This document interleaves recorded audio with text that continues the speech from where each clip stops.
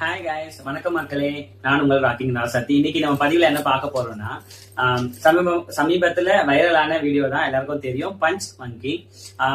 அந்த பஞ்ச் மங்கியை பத்தி நிறைய பேர் பேசிட்டீங்க, நிறைய பேர் வீடியோ போட்டிருக்கீங்க, தங்களுடைய அனுதாபத்தை கொட்டி தீர்த்திருக்காங்க மக்கள். ரொம்ப மிகுந்த சந்தோஷமா இருக்கு.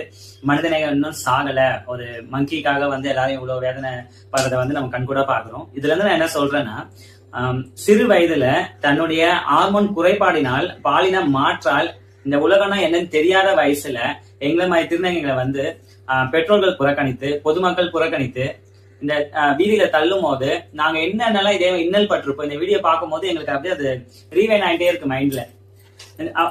அந்த பாசம் எங்களுக்கு கிடைக்காமயே போயிடுச்சு கடைசி வரைக்கும். ஒரு அண்ணனோட பாசமா இருக்கட்டும், ஒரு அக்கா தங்கச்சியோட பாசமா இருக்கட்டும், தன் பெற்றோர்கள் அந்த கொஞ்சம் வயசு வரைக்கும் எங்களை நல்லா பார்த்த பெற்றோர்கள் நாங்கள் இப்படி தெரிஞ்சு எங்களை புறக்கணிச்சுட்டு எங்களுக்கு அந்த பாசத்தையும் கொடுக்காம போயிட்டாங்க.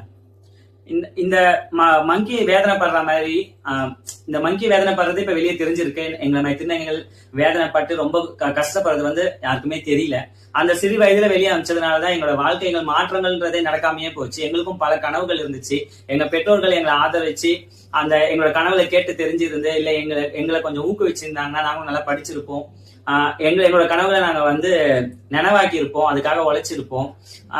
அந்த பசின்ற கொடுமையில நாங்க என்ன பண்ணணும் அப்படின்னு தெரியாம அந்த பசியை தீர்ப்பதற்காக தான் நாங்க யாசகம் கேட்கறதும், சில பேர் பாலியல் தொழில் செய்யறதும், இதெல்லாம் எங்க வயிற்று பிழைப்புக்காக தான் நாங்க செஞ்சோம். யாரும் விரும்பி ஒன்னும் இதை செய்யல.